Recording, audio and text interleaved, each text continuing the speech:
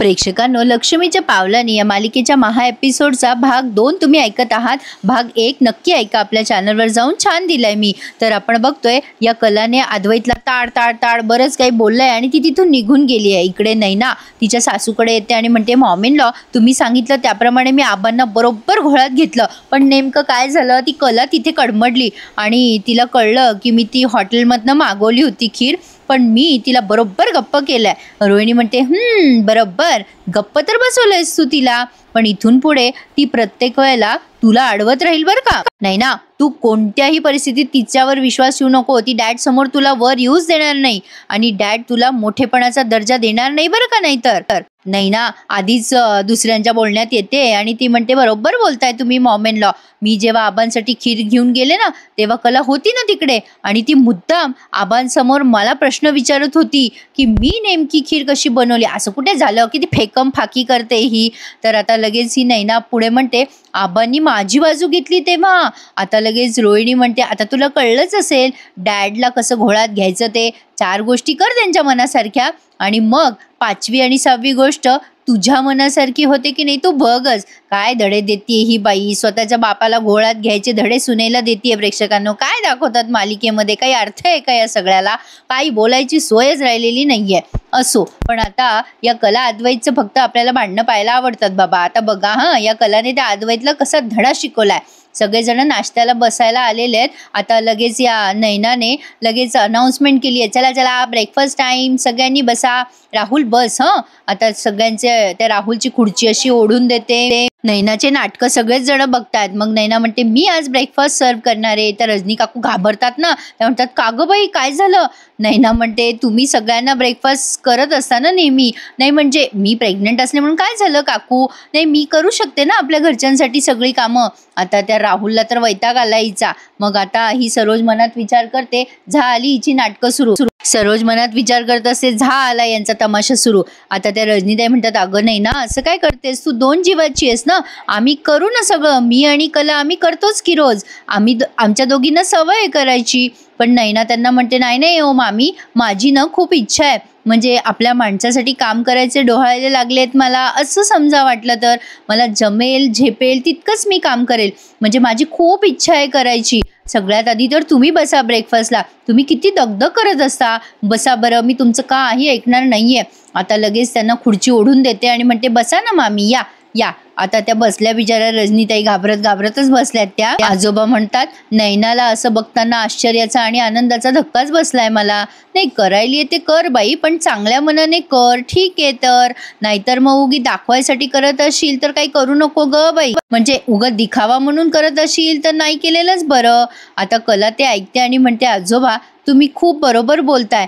काही लोकांना खोटारडेपणा, नाटकं करणं अशी सवयच असते. आता कलाने हा टोमणा अद्वैतसाठी मारलाय, पण अद्वैतला तो कळलाय खरा, पण आता नैनाला पण तो चांगलाच लागलाय. नैनाला वाटतं कला तिलाच टोमणे टामणे मारतीये. आता कला म्हणते, काय ना आजोबा, हा खोटारडेपणा आणि नाटकीपणा अशी लोक सहज आणि उत्तमपणे पार पाडत असतात. आजोबांना कळलं की कला अद्वैतबद्दल बोलतीये, पण या नैनाला तो टोमणा जोरदार लागलाय. आता ती नैना विचार करते, हिचं तोंड गप्प करावंच लागणार आहे मला. आता ही खरं बोलल्यावर एवढी का चिडतीये? ही स्वतः खोटारडेपणा तर करतीच आहे ना. आता कला किचनमध्ये जाते सगळ्यांसाठी उपमा आणायला. ती उपमा एका प्लेटमध्ये सर्व करते. ॲक्च्युली तिने अद्वैतचा उपमा जरा बाजूला ठेवलाय. आता ही नैना पण तिच्या पाठीपाठी तिकडे जाते किचनमध्ये आणि काय करते बघा. नैना कलाला खूप बोलायला लागते, वटवट करते. काय ग कला, तुझा मध्ये मध्ये येऊन काय संबंध होता ग बोलायचा? मी तुझी मोठी बहीण आहे, लक्षात ठेव. मला डॉमिनेट करायचं नाही, तुला 100 वेळेला सांगितलंय मी. कला म्हणते, अगं एक ताई, कशाबद्दल बोलते तू? अगं तुझ्या डोक्यात जे आहे ना ते स्पष्टपणे सांग. नैना म्हणते, अच्छा, अजून स्पष्ट बोलायची गरज आहे का तुला? काय ग, सगळ्यांसमोर काय बोललीस तू? मी नाटकी आहे? मी खोटेपणाचं नाटक उत्तमरित्या वठवते असं म्हणालीस ना तू सगळ्यांसमोर? तुला काही लाज नाही वाटत का ग कला? वाटेल ते बोलतेस. कला म्हणते, अगं पण मी कुठे तुझ्यासाठी बोलले, तुला का लागलंय ते? नैना म्हणते, वा ग कला, मस्तच. सगळ्यांसमोर आधी जखम करतेस आणि मग उगाचच म्हणायचं की मी काही केलंच नाही. तुझी सगळी नाटकं कळतात मला, तुझा स्वभावच आहे तो. माझ्यासाठी काही नवीन नाही आहे तुझा स्वभाव. कला म्हणते, ताई अगं तू काय मला आज ओळखतेस का? अगं मी अशी का बोलेल तुझ्याशी? मी तुझ्याबद्दल बोलतच नव्हते, माझ्या तर डोक्यात सुद्धा नव्हते हे सगळं. तुला जर असं वाटत असेल तर आय एम सॉरी हं. आता लगेच ही नैना कलाच्या हातातनं तो उपमा हिसकवते आणि लगेच तो उपमा घेऊन तिकडे तोंड देखलेपणा करायला निघून जाते त्या टेबल जवळ सगळ्यांच्या. तर आता ही कला काय करते, नैना गेल्यानंतर मिरचीचा ठेचा खूप मोठा असा वरतून कालवते अद्वैतच्या उपम्यामध्ये. खरं तर तो हिरवा हिरवा ठेचा अगदी म्हणजे स्पष्टपणे दिसत असतो पण असो, मालिका म्हटल्यावर आपण सगळं धकवून घेतो. कला ती स्पेशल प्लेट अद्वैतच्या समोर ठेवून देते आणि मग आता सगळेच जण उपमा खाण्यात दंग असतात. पण अद्वैत तो उपमा बघून म्हणतो, हे काय आज उपमा का केलाय, मला तर आज ओट्स खायचे होते. मग कला म्हणते, अच्छा ओट्स खायचे होते का, पण मी सगळ्यांसाठी तर सरसकट उपमाच केलाय आज. बरं ठीक आहे, मी करते ओट्स, म्हणजे मला काही हरकत नाहीये. पण आता अद्वैत म्हणतो, ठीक आहे राहू दे, अगं तुला कशाला त्रास ना, खातो मी उपमा. खरे तू जे देशील ना ते मी खाईल, उपमा केलायस ना तू, मी खातो उपमा. आता अद्वैत तो उपमा खातो आणि त्याला जोरात ठसका लागतो. त्याच्यामध्ये बऱ्याच मिरच्या असतात. कला मजा घेत असते की आता याला कधी ठसका लागतो आणि कधी नाही ती बघत असते. अद्वैतला तिखट लागलंय आणि आता तो म्हणतो, अरे उपमा किती तिखट केलाय, पाय एवढं तिखट घालतात का, अरे काही अंदाज वगैरे काही असतो की नाही तिखटाचा. आता कला म्हणते, काय सांगतोयस. अद्वैतकडे आता सगळेच जण बघायला लागतात, त्याच्या नाका तोंडातनं पाणी येत असतं. सरोज सुद्धा त्याला सारखी ऑब्झर्व करत असते. आता ही कला म्हणते, काय सांगतोयस, उपमा तिखट झाला, बघू बरं. आता तिने एक चमचा खाऊन बघितला आणि म्हणते, नाही मला तर काही लागत नाहीये उपमा तिखट, अजिबात नाहीये त्यात तिखट. काय हो आजोबा, तुम्हाला उपमा तिखट लागताय का. आता अद्वैत म्हणतो, हो तिखटच आहे तो उपमा. आता आजोबा म्हणतात, नाही अजिबात तिखट नाहीये उपम्यामध्ये. आता कला अद्वैतची वाद घालत म्हणते, एक वेळेला मी खोटं बोलेल रे अद्वैत, पण आजोबा ते खोटं बोलतील का रे, काय तू पण अद्वैत असं का बोलतोयस तू. आता रजनीताई पण म्हणतात, अरे नाही रे अद्वैत, नेहमीसारखा उपमा आहे, तुला काय एवढा तिखट लागतोय. आता मात्र अद्वैतला ठसका लागतोय, त्याला बोलायला पण त्रास होतोय. अद्वैत म्हणतो, अगं काकी खरंच तिखट आहे ग उपमा. मग आता कला म्हणते, अच्छा आजोबांनी चिडावं बोलावं मला म्हणून तू हे सगळं करतोयस का अद्वैत. सरोज मात्र खूप हुशार आहे प्रेक्षकांनो, जरी ती चिडचिड करत असली ना तरी तिचं बारीक लक्ष असतं सगळीकडे. कलाने जेव्हा टोमणा मारला अद्वैतला तेव्हा सरोज म्हणते, काय चाललंय ग तुझं, शाळेत असल्यासारखं का वागतेस, आल्यापासून बघते मी तुला, केव्हाच तू काहीतरी बिनसल्यासारखं वागतीयस. अद्वैत उपमा खायची काही गरज नाहीये, चल ते ठेवून बाजूला, उगाचच हिचे वाटेल ते आरोप कशाला ऐकून घेतोस. पण आता अद्वैत सरोजचं ऐकतच नाही. पुन्हा तो सरोजला डावलतो आणि म्हणतो, नाही आई जाऊ दे, अगं कोणाला तिखट कुठे लागतोय उपमा, म्हणजे नसेलच ना तो उपमा तिखट, हो ना ग खरे. आता कला अशी मानेने हो म्हणते त्याला. मग आता अद्वैत म्हणतो, जाऊ दे आई, कदाचित माझं तोंड आलं असेल, मी खातो उपमा म्हणून लागत असेल तो तिखट मला, पण खातो मी उपमा. आता कला मजा घेते अद्वैतची. आणि आता सरोजला कसं तरी होत असतं की हा तिखट उपमा खाऊ नये अद्वैतने, असं तिला वाटत असतं. पण अद्वैत मात्र पाण्याच्या घोटासहित चुपचाप तेवढा उपमा संपवतो बिचारा. त्याला आता दिवसभर त्रास होणार आहे हे मात्र नक्की प्रेक्षकांनो. काय आहे ना, अद्वैत कलाचे रिव्ह्यू खूप मोठे असतात, बोलताना तर मला दम लागतो प्रेक्षकांनो. कधी एवढे डायलॉग असतात ना, बघणं आणि सांगणं यामध्ये खूप फरक आहे. त्यामुळे प्रेक्षकांनो एक अगदी कळकळीची विनंती आहे, खूप कमी लाईक्स येतात या एपिसोडला, प्लीज लाईक करा आणि चॅनल सबस्क्राईब करा. मी माझे पूर्ण एफर्ट्स देऊन तुम्हाला हा रिव्ह्यू सांगत असते. असो, तर आता पुढे आपण बघतोय रोहिणी या सरोजला भडकवायला आली आणि म्हणते, बघितलं ना तू सरोज वहिनी, कला आणि अद्वैतचं काय चाललं होतं टेबलवर. आता ही सरोज म्हणते, माझा वेळ नको खाऊ, जा बरं. रोहिणी म्हणते, काय ग सरोज वहिनी, मला टाळणं बंद कर बरं तू आधी, मला तुला महत्त्वाचं बोलायचं असं म्हणून येते ना मी तुझ्याकडे. तुला खरं सांगू का, हे बघ मी स्पष्टच बोलते तुला आता, हे बघ तू भलेही बिझनेसमध्ये अकाउंट्स वगैरे हँडल करत असशील, पण या छोट्या आणि महत्त्वाच्या गोष्टींकडे ना तू महत्त्वच देत नाही आहेस वहिनी. अगं माझ्या लक्षात येतंय ना सगळं, म्हणून मी तुझ्या लक्षात आणून द्यायचा प्रयत्न करते. आता एक सांगू का तुला सरोज वहिनी, तू अशी बेसावध राहिली ना तर एक गोष्टी तुझ्या हातातून निसटून जाणार आहेत आणि तू नंतर रडत बसशील वहिनी, सांगते तुला. हे बघ मला असं म्हणायचंय की कला आणि अद्वैत हळूहळू जवळ यायला लागलेत. त्यांच्या दोघांचं स्वतःचं असं एक वेगळं जग निर्माण झालंय. तू बाहेरचीच बरं का त्यामध्ये, तुला नाही येते का लक्षात हे. आता सरोज म्हणते, कशावरनं. रोहिणी म्हणते, अगं मी सांगते ना, तुझं कधी लक्षात येईल हे सगळं, जेव्हा म्हणजे पूर्णपणे तुझा पोरगा आहारी जाईल ना त्या पोरीच्या, तेव्हा तुला समजेल, मग तो तुझ्या हाताशी लागणार नाही बरं. सरोज म्हणते, अगं मी काय करू बाई, मग तूच सांग. रोहिणी म्हणते, अगं राजकारण कर, गरज पडली तर स्ट्रॅटर्जी कर. सरोज म्हणते, बाई मला काही ते जमणार नाही हं, जे वाटतं ना मला ते मी तोंडावर बोलून मोकळी होते. रोहिणी म्हणते, अगं मग तू चुकीची ठरशील, ती तर सगळं राजरोसपणे तोंडावर करते ती कला, मग तुला ती चुकीचं ठरवत जाईल सरोज वहिनी. समोरच्याला शह द्यायचा असेल ना तर तुला उलटी चाल खेळावी लागेल.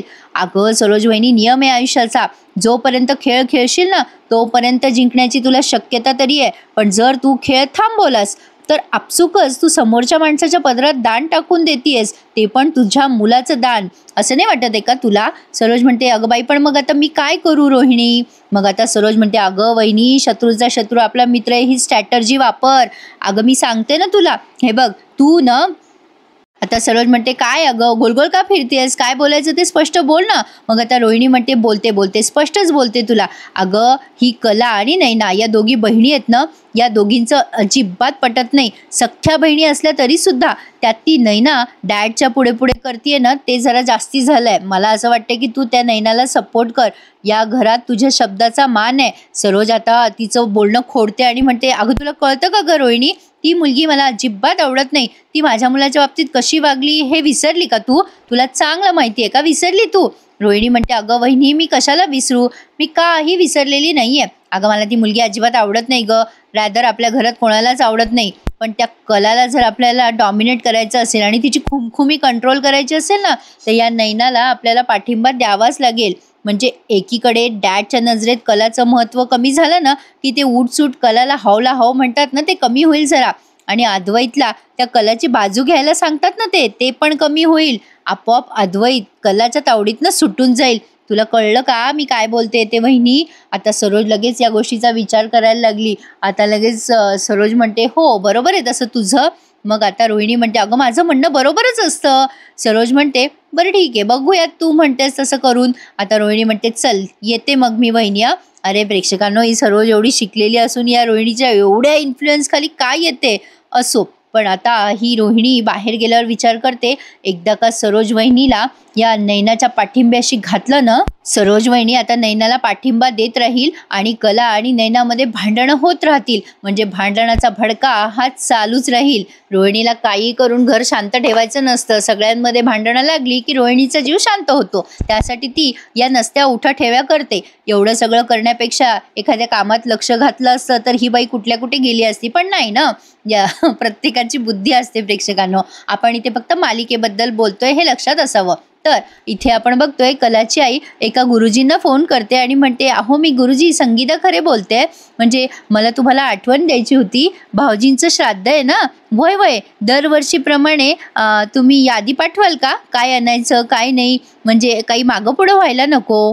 वय वय गुरुजी यादी पाठवून द्या, हं ठेवते फोन. आता कलाचे बाबा येतात आणि म्हणतात, काय ग संगे कोणाशी बोलत होतीस? आता त्या म्हणतात, अहो गुरुजींना फोन केला होता ना, अहो दरवर्षीप्रमाणे श्राद्धाची यादी नको का घ्यायला? मग आता तिचे बाबा म्हणतात, हो संगे हे चांगलं काम केलं बघ, येळेवर केलंस बघ काम. आपली कला पण इथे असल्यावर सगळ्या गोष्टी ध्यानात ठेवून काम करायची. कलानं आपली काकाच्या श्राद्धाच्या वेळेला पार सुकून जायची, फार हळवी पोर आहे माझी.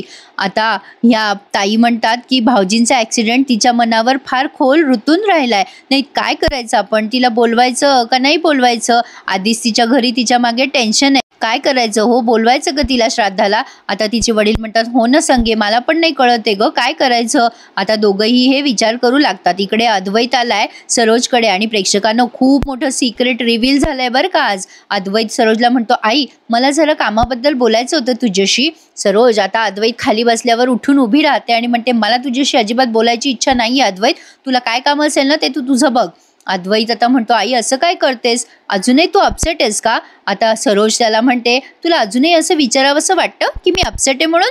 हे बघ अद्वैत, तू तुझं वागणं बदल, माझा मूड आपोआप बदलेल. अद्वैत म्हणतो की अगं आई माझ्यामुळे फॅमिलीमध्ये इश्यू कशाला ना, म्हणून मी म्हणतोय की आपण जरा नॉर्मल बोलूया का? आता सरोज म्हणते, नाही अद्वैत, प्रत्येक वेळेला सगळं तुझ्या मनाप्रमाणे नाही होणार. या घरामध्ये आणि कामाचं बोलणं म्हणत असशील तर तुझ्या बायकोला जाऊन विचार ना, काय करायचं कसं करायचं. जगातल्या सगळ्या गोष्टी सगळ्या पद्धतीने तिला कळतात ना, त्यामुळे तू तिला स्पष्टपणे विचार काय करायचं काय नाही. आता अद्वैत म्हणतो, अगं आई तिचा काय संबंध आला आता? आता सरोज म्हणते, वा वा अद्वैत, जरा काही मी तिच्याबद्दल बोलले की लगेच तू तिची बाजू घेतोस. नाही म्हणजे या गोष्टीचा आता ना मला त्रास व्हायला लागलाय अद्वैत. प्रत्येक गोष्टीमध्ये मी तुला पाठिंबा दिलाय, सगळ्यात चुका तुझ्या पोटात घालत आले. बिझनेसमध्ये असो घरामध्ये असो कितीही मोठी संकट आली ना तरी मी तुला पाठीशी घातलंय. अरे एवढंच कशाला, ॲक्सिडेंट झाला ना तेव्हा मी त्या सगळ्यातून तुला बाहेर काढलंय. ऐकलं ना प्रेक्षकांनो, सरोज ॲक्सिडेंटबद्दल बोलल्यात म्हणजे अद्वैतचा आणि ॲक्सिडेंटचा खूप मोठा संबंध आहे. रादर अद्वैतने तो ॲक्सिडेंट केलाय असंही असू शकतं, पण नेमकं काय सिक्रेट आहे ते आपल्याला कळेलच. आता सरोज म्हणते, तू तिची बाजू घेऊन माझ्याजवळ बोलतोस, तुला काहीच कसं वाटत नाही अद्वैत?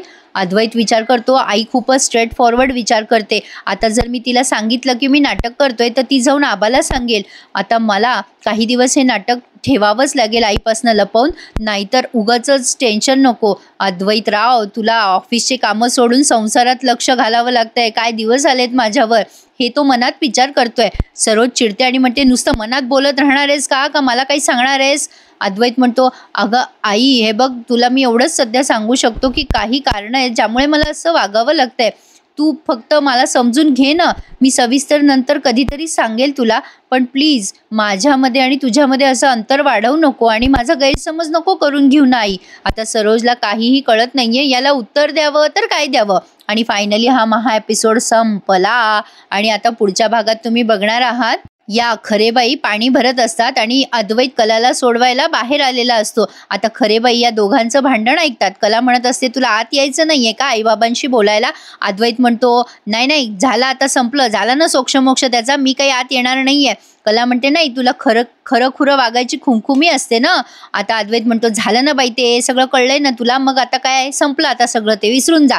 आणि आता ती घरात आल्यावर तिच्या आईला सगळं सत्य सांगते की अद्वैत माझ्यासोबत नाटक करत होता चांगलं वागण्याचं. म्हणजे तिची आई तिला ओरडते ना, काय ग, असं बोलाव का जावई बापूंशी? म्हणून ती सगळं सांगते की आई, अगं तो आतापर्यंत फक्त नाटक करत होता, आमच्या दोघांमध्ये कसलंही नातं तयार होणार नाही. हे ऐकल्यावर बिचाऱ्या खरेबाईंना फार वाईट वाटतं. तर प्रेक्षकांनो, आता कुठला चमत्कार होईल आणि हे दोघे एकत्र येतील? पण आता या काकाच्या ॲक्सिडेंटचं प्रकरण म्हणजे या दोघांमध्ये आणखीन मोठी ठिणगी आहे असं मला वाटतंय. तुमच्या कमेंट्स मला नक्की कळवा. तुमच्या कमेंट्सची मी वाट बघेल. कसा वाटला एपिसोड कळवा प्रेक्षकांनो. आणि प्लीज एफर्टसाठी एखादा लाईक करायला विसरत जाऊ नका. धन्यवाद.